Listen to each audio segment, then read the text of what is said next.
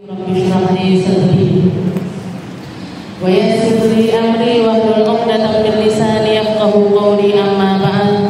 Alhamdulillah ala ni'matil Islam, alhamdulillah ala ni'matil iman, wa kafa biha min ni'mah. Alhamdulillah, segala puji bagi Allah Subhanahu wa taala yang mengumpulkan kita, mendudukkan kita, menjadikan kita hamba-hamba yang dipertemukan di dalam kebaikan, berada di dalam lingkungan yang baik, ngomong tentang perkara yang baik, berucap tentang perkara yang baik, serta mendengarkan perkara-perkara yang baik. Maka semoga apa yang kita lakukan senantiasa dituluskan, diikhlaskan, diluruskan semua niat-niat kita, dimudahkan untuk bisa meraih segala kebaikan, agar apa yang kita lakukan ini menjadi sesuatu yang bernilai tinggi di sisi Allah Subhanahu wa taala. Agar apa yang kita lakukan memberkahi kehidupan kita, memberkahi umur kita, memberkahi anak-anak kita, memberkahi semua orang yang ada di lingkungan kita serta keluarga besar kita, sehingga sebagaimana kita berkumpul di dunia, kumpul juga nanti di akhirat. Sebagaimana kita bertemu di dunia, bertemu juga nanti di akhirat. Sebagaimana kita makan bersama, minum bersama di dunia ini, nanti juga akan makan minum dengan sesuatu yang jauh lebih nikmat, dengan sesuatu yang jauh lebih enak, dengan sesuatu yang lebih di sisi Allah Subhanahu wa taala, karena surganya Allah taala selalu berkali-kali lipat nikmatnya. Dan semoga majelis kita ini senantiasa menjadi majelis yang istiqomah, menjadi majelis yang membawa berkah, menjadi majelis yang semakin membawa kebaikan untuk umat Islam di dunia sampai di akhirat nanti. Saya lihat jamaahnya tambah banyak, parkirannya sampai ujung sana. Semoga sebagaimana bertambah jamaahnya, bertambah juga keberkahannya, bertambah juga orang-orang ikhlas, bermunculan lagi orang-orang yang menjadi duta-dutanya Nabi Muhammad sallallahu alaihi wasallam. Jangan kulaan Bu di sini, kulaan yang baik-baik, kulaan omongan baik, kulaan zikir baik, kulaan bacaan-bacaan yang baik, kulaan kumpulan-kumpulan yang baik, agar kita semuanya menjadi salah satu bagian dari manusia-manusia yang dikatakan oleh Nabi Muhammad sallallahu alaihi wasallam, ala basiratin ana wa man ittaba'ani. Sesungguhnya dakwah ini adalah sesuatu yang menjadi tempat pijakan manusia-manusia semacam saya dan orang-orang yang mengikuti jejak saya. Maka ketika kita ikut berdakwah, ketika kita ikut ambil bagian dari dakwahnya Nabi, dan dakwah ini enggak melulu ceramah, dakwah ini enggak melulu tentang ilmu, dakwah ini enggak harus mondok dulu sekian tahun, sekian puluh tahun, enggak. Tapi siapapun kita, apapun keadaan kita, porsi dakwah itu tersedia untuk kita. Yang punya harta pakai hartanya, yang punya jabatan pakai jabatannya, yang punya kekuasaan dengan kekuasaannya, yang punya waktu dengan waktunya. Apapun yang bisa kita sumbangkan untuk dakwahnya Nabi Muhammad sallallahu alaihi wasallam, jangan sampai hal seperti itu terlewat dari kita. Dan semoga sebagaimana nama majelis kita An-Najah, ini sama juga, artinya sama juga dengan Al-Faiz. Al-Faiz itu biasanya kalau lebaran kita mengucapkan minal aidina wal faizin. Kita mau ditambahi biasanya mohon maaf lahir dan batin. Tapi mohon maaf lahir batin niku bukan terjemahnya. Jadi minal aidina wal faizin, mohon maaf lahir dan batin. Mohon maaf lahir batin itu bukan terjemahnya minal aidin wal faizin. Itu adalah sesuatu yang berbeda. Minal aidina wal faizin niku doa. Kita doa satu sama lain, semoga kita masuk di dalam golongan orang-orang yang dibersihkan sama Allah Ta'ala. Dan semoga kita jadi orang-orang yang sukses. Oke. Sama dengan nama majelis kita An-Najah. An-Najah ini artinya kesuksesan. Harapannya apa? Harapannya orang-orang yang masuk gabung di tempat ini semuanya jadi orang sukses. Bukan cuma dunianya yang sukses, tapi sampai akhiratnya juga sukses. Juga di kesempatan kali ini saya ingin mengucapkan minal aidin wal faizin, mohon maaf lahir dan batin. Mungkin sebagian sudah ketemu di halal majelis-majelis yang lainnya, tapi sebagian lagi juga belum ketemu. Oke, saya mohon maaf kalau ada salah kata. Ini tadi juga minta maaf terlambat datangnya. Oke, pokoknya maaf itu harus selalu kita jadikan satu jalan untuk menjalin hubungan satu sama lain. Gak panjang-panjang Bu, nanti gak kedapetan dari materi kita. Kita lanjutkan pembahasan kita di dalam kitab tafsir surat An-Nur ayat yang ke-33.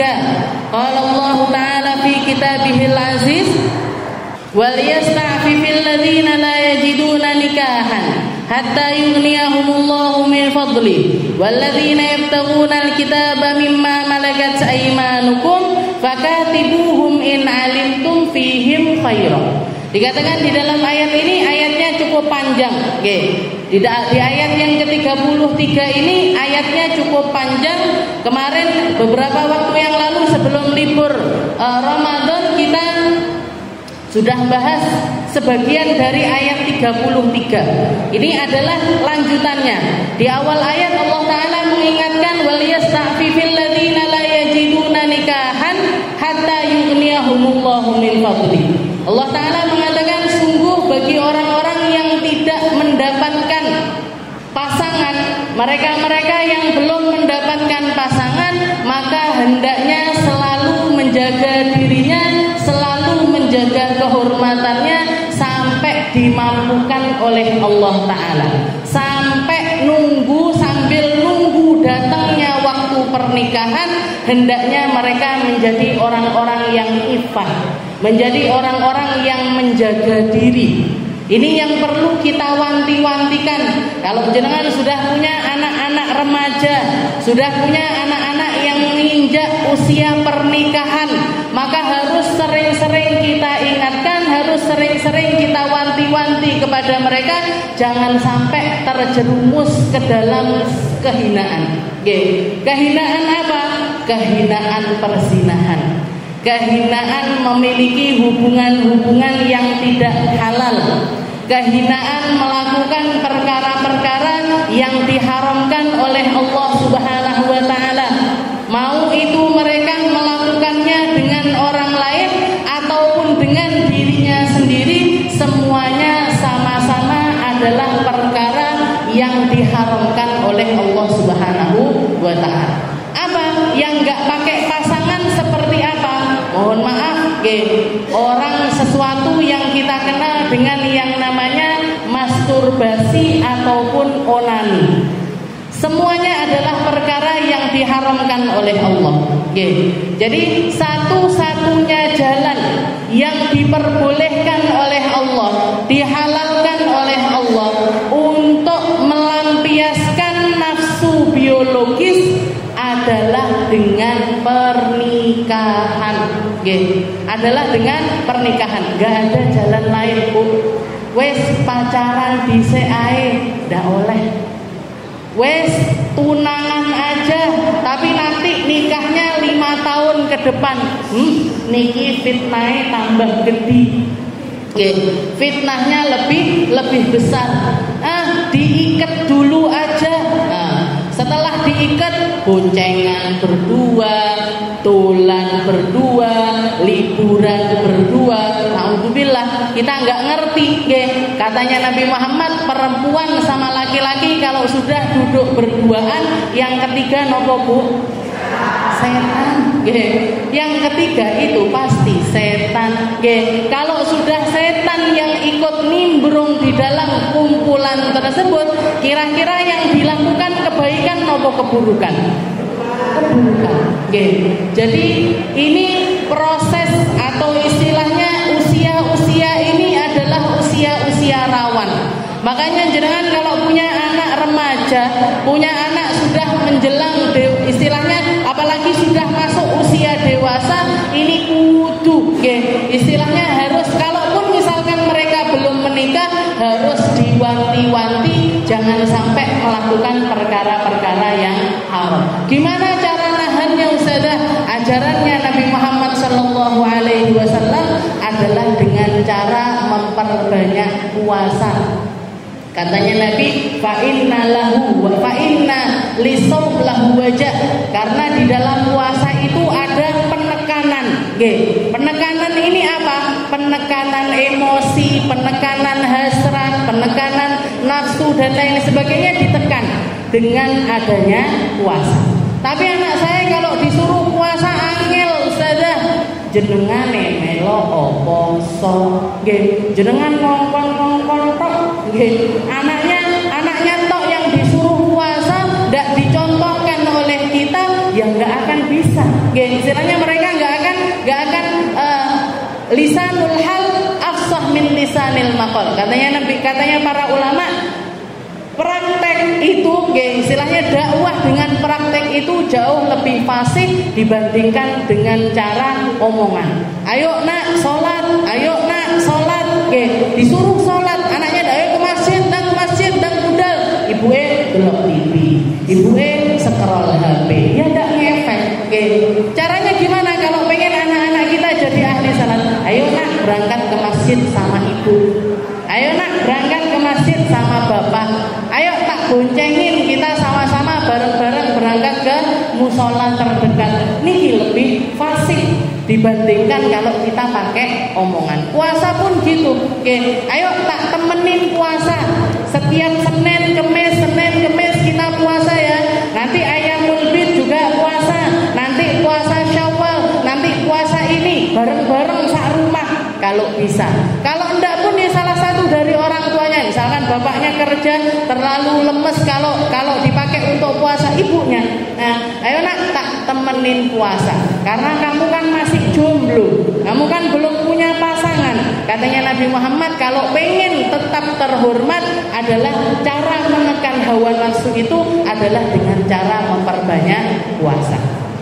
Wal yasta'fifil ladina la yajiduna nikahan hatta yughniyahumullahu min fadlih. Sampai Allah Ta'ala memampukan mereka untuk menikah. Sampai Allah Ta'ala memampukan mereka untuk menikah. Setelah itu juga di ayat ini Allah Ta'ala mengatakan, walladzina yabtaghuna alkitaba mimma malakat aymanukum fakatibuhum in alimtum fihim khairan. Ayat ini diturunkan oleh Allah Ta'ala untuk mewanti-wanti kepada mereka-mereka para tuan yang memiliki budak-budak. Zaman itu, zamannya Nabi masih zaman perbudakan.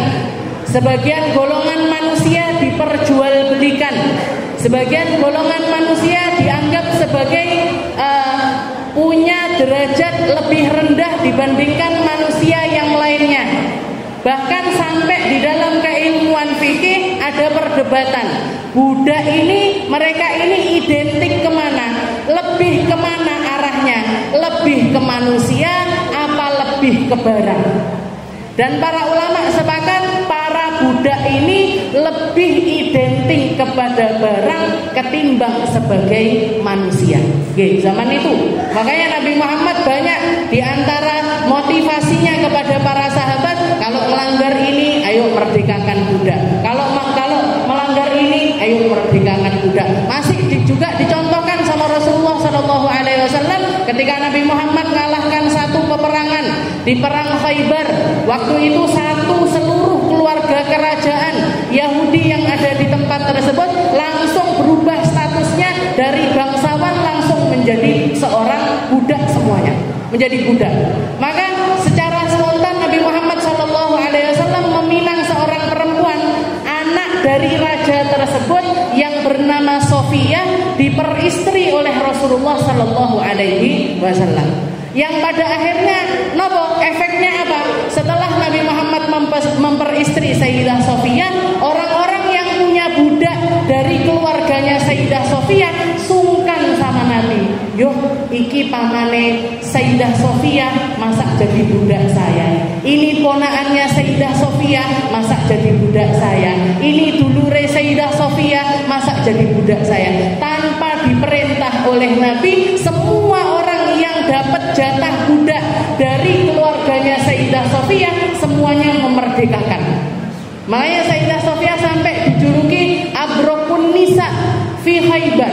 Perempuan paling bawa berkah untuk keluarganya itu adalah Sayyidah Sofiyah.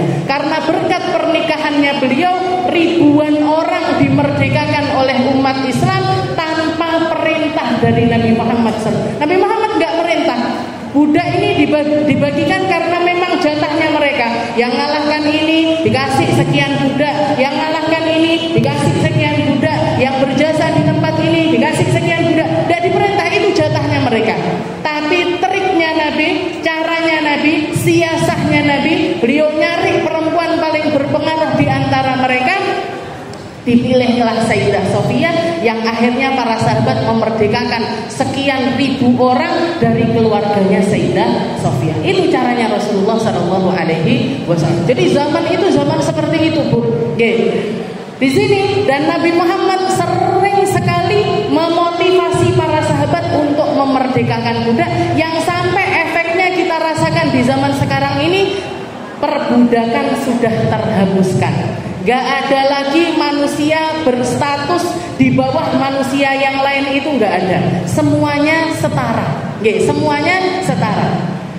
Dan di sini di ayat ini Allah Ta'ala mengingatkan kepada para sahabat, walladzina yabtaghunal kitaba mimma malakat aymanukum fakatibuhum in alimtum fihim khairan. Katanya Allah Ta'ala mengatakan, wahai para sahabatnya Nabi, wahai umat Islam, kalau kalian punya budak-budak, mau laki, mau perempuan, mau dewasa, mau anak kecil, siapapun budak kalian, kalau mereka ingin memerdekakan diri mereka sendiri, jadi di sini walladzina yabtaghunal kitab. Budak itu ada banyak jenisnya. Kalau saya perkenali satu-satu jenengan nanti bingung. Tapi ada satu model budak yang disinggung di dalam ayat ini, yaitu namanya budak mukatabah. Budak mukatabah itu apa? Budak mukatabah itu adalah budak yang sudah sempat ngomong sama tuannya, wahai tuanku, saya pengen memerdekakan diri saya. Saya pengen jadi orang merdeka. Saya ingin melepaskan diri saya dari status budak ini. Apa yang dikatakan oleh Allah Ta'ala? Fakatibuhum in alimtum fihim khairan. Maka kalian sebagai para tuan wajib untuk memerdekakan mereka selama kalian melihat ada sisi baik di dalam pelepasan tersebut. Kalau dilihat kondisinya nggak baik, jangan dilepaskan. Tapi kalau dilihat kondisinya baik, maka silahkan lepaskan. Yang nggak baik ini contohnya seperti apa? Misalkan ada seseorang yang punya budak perempuan. Perempuan ini, budak perempuan ini sukanya berzina. Zina sana, zina sini, jadi selingkuhannya sana, jadi selingkuhannya sini. Kita tahu kita punya budak punya akhlak buruk. Kita tahu punya seorang budak yang punya akhlak yang enggak benar. Lalu budak itu bilang, "Tuan, saya pengen merdeka." Ini kalau dimerdekakan kira-kira tambah baik apa tambah buruk? Tambah buruk. Kalau masih ada di naungan kita, minimal kita bisa mengatakan, ojo dolan rono, gawe klambi sing apik, jilbabe digawe, ininya ditutupi dan lain sebagainya. Jadi di sini dikasih embel-embel sama Allah, in alimtum fihim khairan. Kalau kalian melihat ada perkara baik di dalam perkara tersebut, maka lepaskan. Tapi kalau enggak, maka tetap jadikan mereka itu sebagai budak. Istilahnya itu pilihanmu untuk memerdekakan mereka atau tidak. Tapi kalau kamu mau melepaskan mereka, lepaskan mereka mereka dalam keadaan yang baik. Lepaskan mereka dalam keadaan yang baik. In alimtum fihim khairan. Dan merdekakan budak yang sudah minta seperti ini, yang dinamakan mukatabah ini, diwajibkan oleh Allah Ta'ala. Salah satu contohnya, salah satu sahabatnya Nabi yang meminta dirinya, istilahnya minta memerdekakan diri kepada tuannya, yang akhirnya juga dilepaskan oleh tuannya, adalah seorang sahabat Nabi yang bernama Sayyidina Salman Al-Farisi. Kenal Bu sama Salman Al-Farisi? Jangan kenal Salman Al-Farisi sahabatnya Nabi, apa Salman yang senengane joget-joget?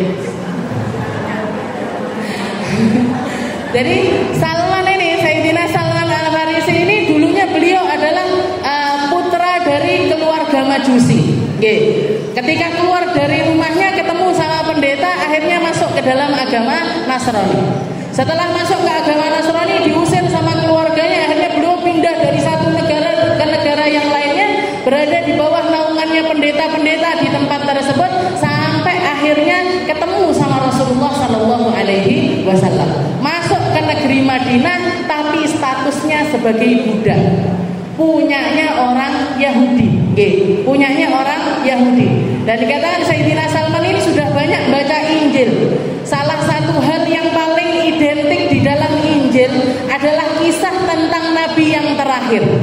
Jadi ketika beliau mempelajari Injil, selalu ada cerita tentang Nabi yang terakhir. Setelah Nabi Isa akan diutus Nabi lagi. Setelah Nabi Isa nanti akan ada penutup dari agama Samawi. Dan disebutkan ciri-cirinya. Dikatakan Sayyidina Salman mengatakan ada 3 ciri-ciri paling besar yang terdapat pada diri Nabi yang terakhir tersebut. Maka ini diteskan kepada Rasulullah Sallallahu Alaihi Wasallam. Karena Sayyidina Salman ketika dengar Nabi yang terakhir yang datang dari Mekah hijrah ke negeri Madinah, sudah tinggal di negeri Madinah, beliau pengen tahu ini Nabi beneran apa enggak, sesuai apa enggak sama yang diceritakan di dalam Injil. Maka dikatakan hari pertama beliau menemui Nabi Muhammad Sallallahu Alaihi Wasallam. Waktu itu Nabi Muhammad lagi duduk-duduk sama para sahabat. Datang Sayyidina Salman bawa sepiring kurma, bawa sepiring anggur, dibawa di hadapan Nabi Muhammad, ditaruh di depannya Nabi. Setelah itu beliau mengatakan, ya Muhammad, hada sadaqatun minni. Wahai Muhammad, ini adalah sedekah dariku. Maka dikatakan waktu itu Nabi Muhammad ngambil terima kasih. Setelah itu diambil sama Nabi, dibagikan ke para sahabat, dan beliau nggak ngambil satupun, tidak diicipi sama sekali. Katanya Sayyidina Salman, hadal awal, ini tanda yang pertama. Hari kedua beliau datang lagi bawa anggur, datang lagi bawa anggur, ditaruh di depannya Nabi. Setelah itu beliau mengatakan, ya Muhammad, hada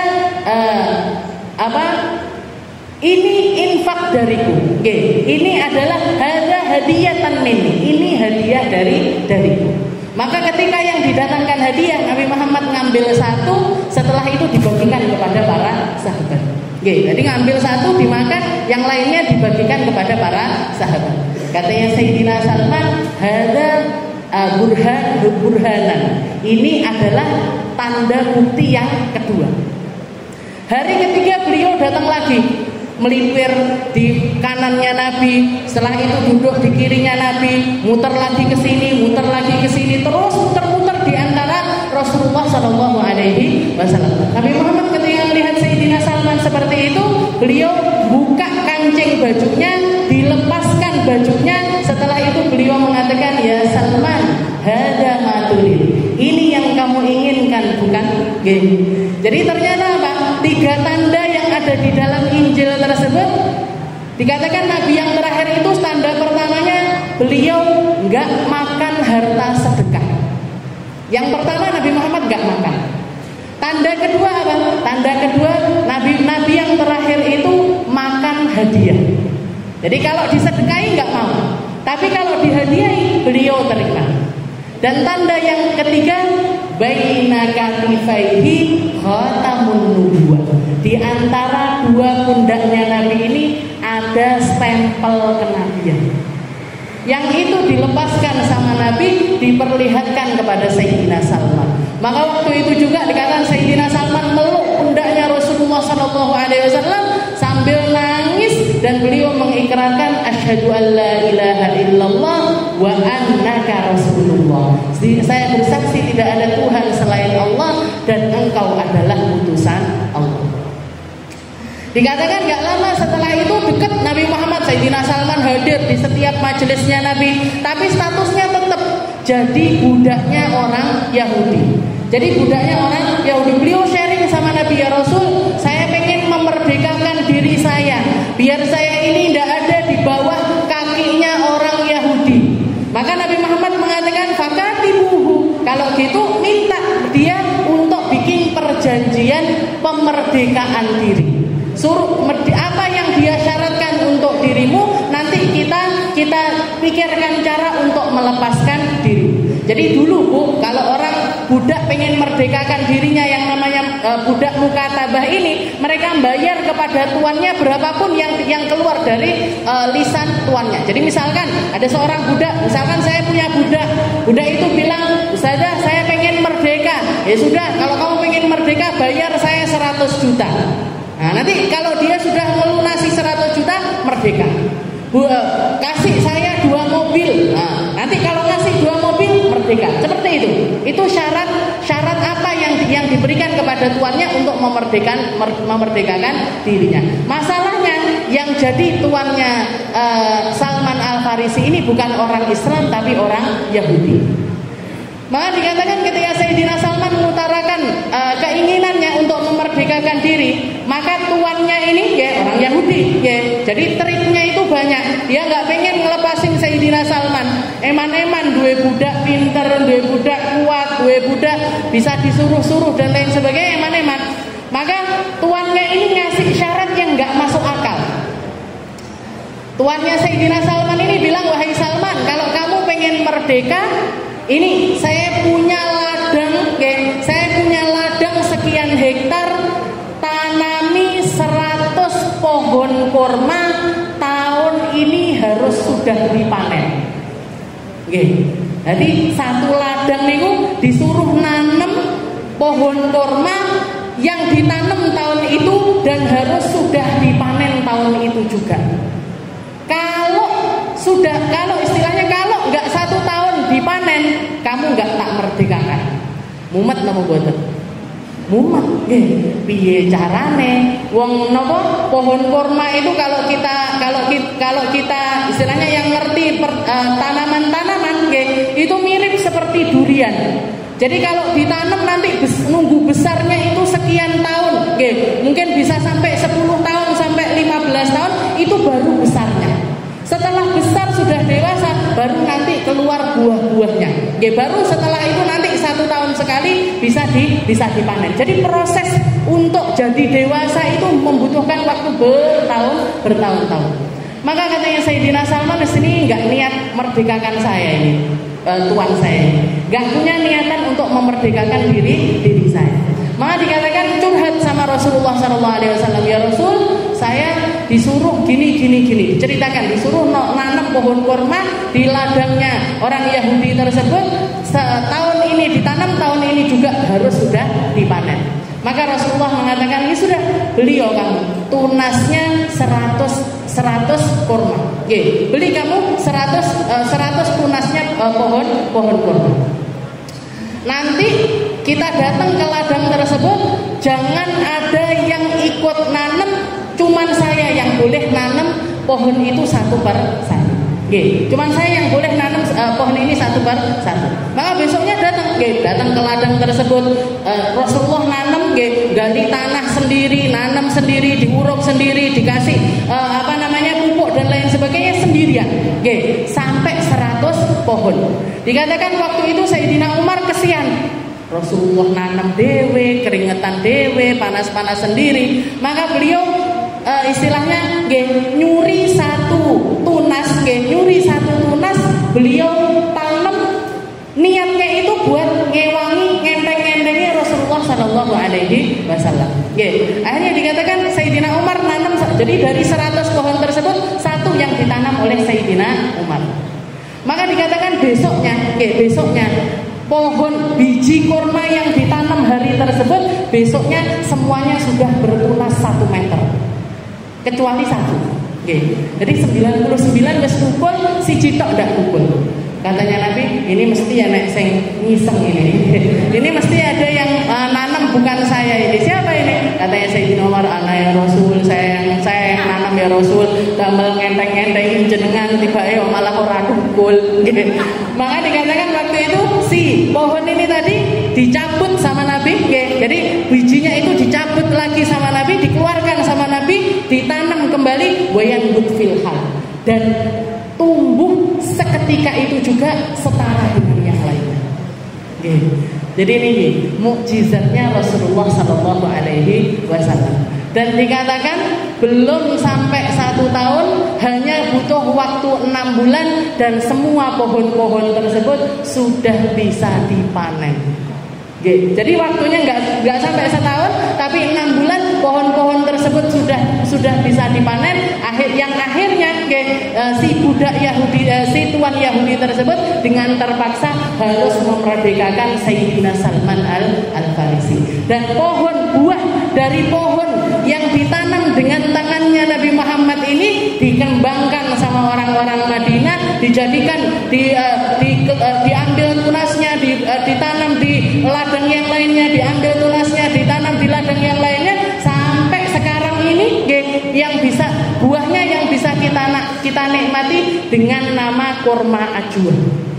Jadi kalau jenengan biasanya oleh-olehnya orang umroh ataupun orang haji, jenengan dikasih kurma ajwa, itu kurma yang istimewa. Kenapa?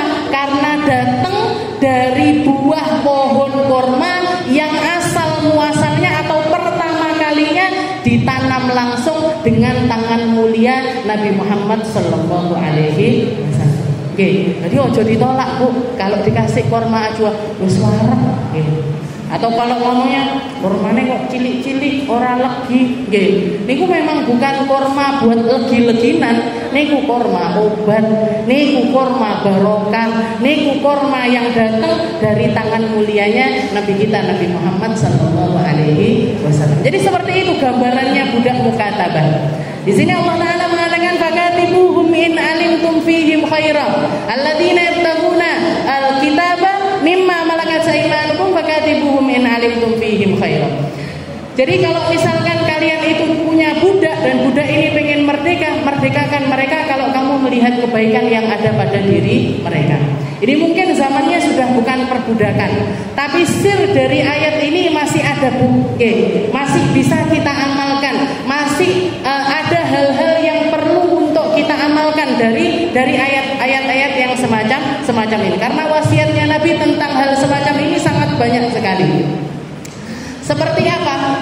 Kalaupun bukan budak, maka para pembantu harusnya juga kita perlakukan semacam ini.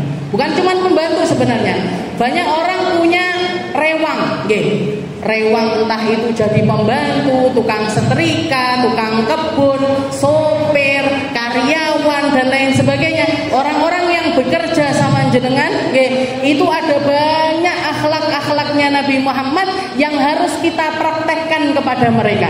Ada banyak batasan-batasan yang harus kita hadirkan untuk mereka. Jadi tidak boleh sembarangan sama budak, sama pembantu, sama sopir menghina-hina seenaknya, ngelokne saenake, merendahkan seenaknya. Ini tidak boleh Bu, dosanya besar.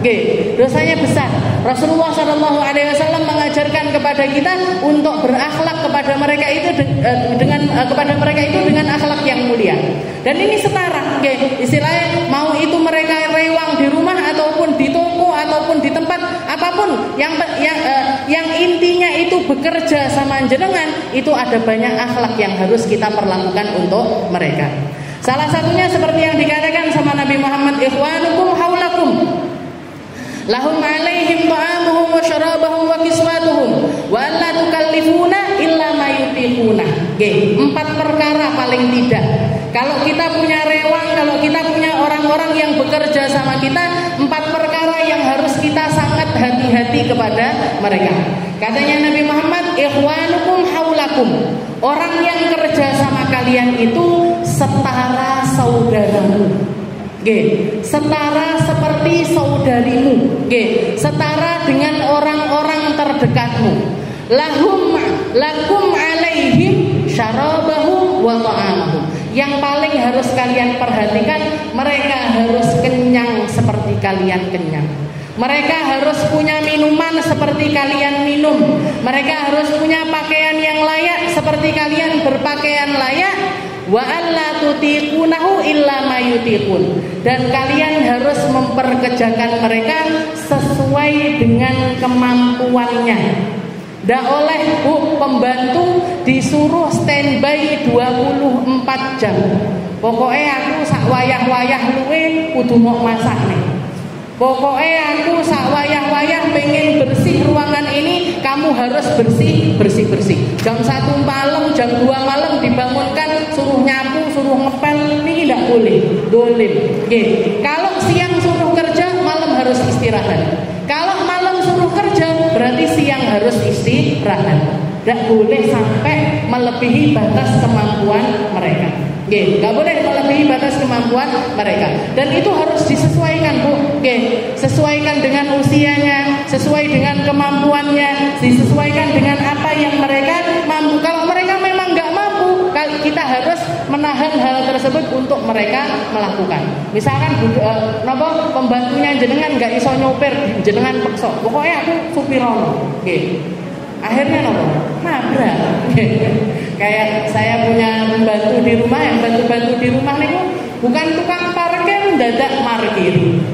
Jadi ketika suami saya nabrak akhirnya. Jadi kalau bukan porsinya itu jangan disuruh melakukan perkara-perkara yang bukan porsinya mereka. Bagian masak ya suruh masak, bagian nyopir ya suruh nyopir. Seperti itu. Jadi jangan dibebani dengan beban yang melebihi. Tidak harus sama. Istilahnya kalau misalkan jenengan berpakaian pakai baju dengan harga 500.000, tidak juga harus membantunya tak kelambeni podo, tak kudungi podo. Tidak harus seperti itu. Tapi minimal pakaiannya mereka layak, makannya mereka layak, minumnya mereka layak, istirahatnya mereka juga layak. Ini yang diajarkan oleh Rasulullah SAW. Jadi akhlaknya Nabi Muhammad sama para pembantu itu luar biasa. Akhlaknya Nabi dengan orang-orang yang rewang sama beliau itu luar biasa. Bahkan salah satu hal yang diwasiatkan Nabi di akhir usianya beliau, ketika suara beliau sudah parau, suara beliau sudah sulit untuk berbicara, beliau mengatakan as-salah wa mimma malakat aimanukum. Katanya Nabi, sholatnya dijaga, dan juga orang-orang yang rewang di antaramu jangan sampai kamu dolim kepada mereka. Rasulullah nggak mungkin wasiat semacam ini kecuali karena mereka itu adalah orang-orang yang butuh perhatian lebih dari kita. Dan satu perkara lagi yang juga diajarkan sama Nabi Muhammad yang harus kita ada, istilahnya kalau sama rewang kita harus seperti itu adalah kalau sudah waktunya bayaran jangan ditunda-tunda. Lek wis wayahe dibayar, kutundang dibayar nih. Jangan alasan repot, aku sek mantu, sek ngene. Bayarannya tanggal 1, dibayarnya tanggal 30. 30 bulan depan. Berarti sebulan nunggaknya. Jangan Bu. Niki kalau jenengan seperti ini, setiap harinya jenengan terhitung berdosa. Setiap harinya jenengan terhitung berbuat dolim. Setiap harinya jenengan termasuk di dalam golongan orang yang memakan haknya orang lain. Jadi sing terbayarannya tanggal 1, dibayarnya tanggal 1. Kalaupun mundur, kalaupun misalkan kita masih belum siap dan lain sebagainya, pamit sesuai dengan kerelaan mereka. Pamit sama mereka dan mereka ridho atas hal tersebut. Bukan pamit tapi mereka terpaksa. Saya bayaranmu jangan tahun ngarep, apalagi tahun ngarep. Bayaranmu bulan depan ya, ibu panggah ngono. Nah ini berarti terpaksa. Nah kalau terpaksa harus dicarikan caranya, gimana caranya untuk membayarkan bayarannya mereka. Kalau memang kita nggak mampu untuk membayari orang-orang tersebut, ya dilepaskan Bu. nggih, wes sampean boleh napa tuan yang lain aja, cari penggawean di tempat tak kenalkan ya. Ibu ini kayaknya butuh rewang, ibu ini kayaknya butuh rewang, ibu ini. Nah, tak kenalkan ya, saya sudah nggak mampu lagi untuk bayari kamu. Jadi harus seperti itu. Karena katanya Nabi Muhammad, bayar ujratal ajir, bayar gajinya orang-orang yang kerja kepadamu qabla ayyajifa araquh, sebelum keringatnya mereka ini kering. Ojo ngenteni sampai garing baru dibayar. Kalau bisa sebelumnya. Tapi kalaupun misalkan kita belum mampu, nah ini wow akhlaknya. Izin dengan mereka sesuai dengan kerelaan mereka. Kalau memang nggak mampu bayari, dilepaskan seperti itu. Ini walladzina yabtaguna al-kitaba mimma malakat aymanukum fakatibuhum in alimtum fihim khairan wa atuhum mimma lillahi alladzi atakum bih. Bahkan dikatakan kalaupun kalian harus membayar untuk merdekakan mereka, dibayar dengan harta. Zakat kalian pun itu harus menjadi sesuatu yang kalian lakukan. Insyaallah kita lanjutkan di pertemuan selanjutnya. Mungkin ada barokahnya, mungkin bisa bermanfaat untuk kita semuanya, mungkin bisa kita praktekkan dengan sebaik-baiknya tentang akhlak yang diajarkan oleh Nabi kita Nabi Muhammad sallallahu alaihi wasallam. Ala hadhihi